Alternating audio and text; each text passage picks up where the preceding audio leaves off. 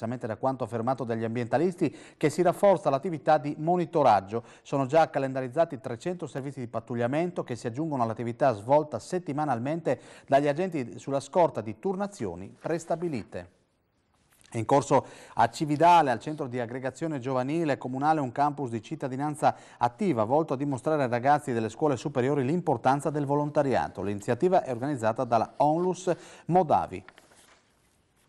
In questi giorni a Cividale, presso il centro di aggregazione giovanile di via Carraria, si sta svolgendo il campus solidale, percorsi giovanili di conoscenza, promozione ed esercizio della cittadinanza attiva e solidale, organizzato da Modavi Onlus in collaborazione con molti enti e con il patrocinio del comune di Cividale. Emiliano Fannicanelles, responsabile regionale del Modavi. Cosa avete organizzato nella cittadina ducale?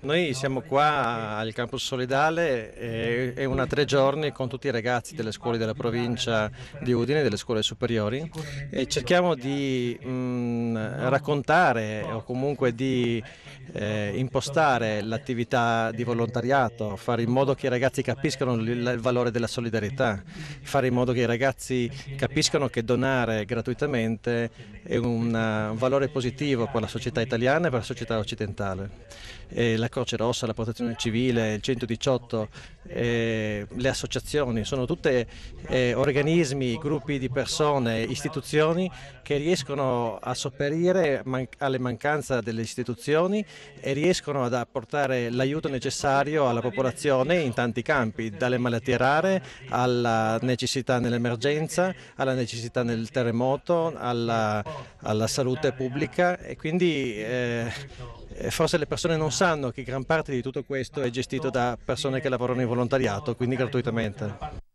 Attraverso la scuola professionale alberghiera di Tolmezzo, Gianni Cosetti potrà ancora trasmettere e perpetuare il suo insegnamento agli operatori turistici di domani. Al compianto